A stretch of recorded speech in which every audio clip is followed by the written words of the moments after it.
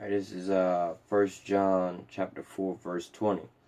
If a man say I love the Most High, but hateth his brother, he is a liar. For he that loveth not his brother, whom he hath seen, how can you love the Most High, who you have not seen? And this commandment have we from him, that who loveth the Most High love his brother also.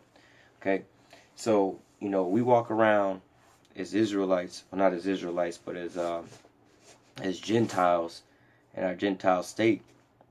We hate our brethren and things like that, which is a curse that we're under. And we'll walk around and say, I can't stand so-called black people. I can't stand so-called Mexicans. I can't stand so-called Haitians, Dominicans.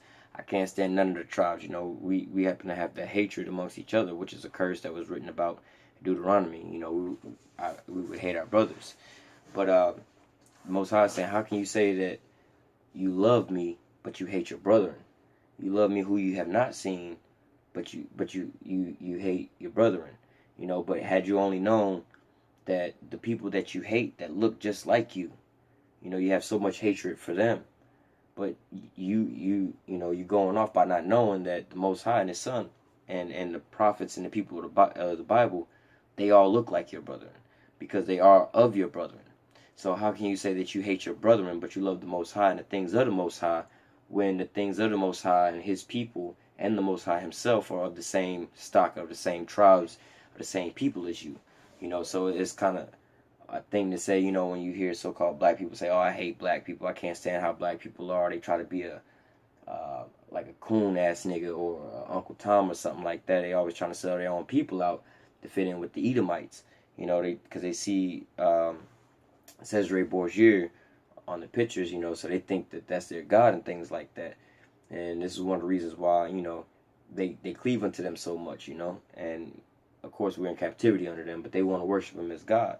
But only if had they known, that's part of that big brainwash why they put that image up, because we believe that that image is the image of God. If we would have seen the real image of, the Most High and His Son, or almost like a depiction of them, like the picture that we have of how we describe Yahweh to look like. If we had images up like that, we wouldn't treat our brethren like this. We wouldn't have so much hatred for our brother, because whenever we were going to go sell those drugs to our brothers, or we were about to pull a trigger on our brother, or sleep with one of our brother's wives or something like that, we would see the Most High and His Son. Okay, and we wouldn't want to do that, because we would be like, this is like God's people right here. This is the Most High's people right here that we doing this to. So it's the same way why I like to say this. When I was first coming into this, I was curious of why is it that we'll bump our music, we be bumping our music through our own neighborhoods, but we don't bump it through the Edomite neighborhoods? Or why is it that we'll throw trash out of the window of our cars in our neighborhoods, but not in the Edomite neighborhoods? Or why we'll sit there and we'll talk any kind of way to our own brethren, but we have the utmost respect for the Edomites, So the Most High is saying, how can you say that you love the Most High, but you hate your brethren? So it's just something that you have to get to understand. You need to know, first and foremost, know thyself. You need to know who you are, and figure that out before you start saying you do this and you do that. You love these people and those people. You love everybody. How can you love everybody when there's a difference between these people, and the Most High put these differences out and told you who you were and who they were and what they were going to be doing to you? And these people are over here oppressing you day in, day out, day in, day out. But as long as you keep believing on that image of Caesar Borgia, then you're going to keep worshiping Him as your God. Okay? Hopefully this lesson was edifying. Hopefully it wasn't too long. I know I went a little overboard.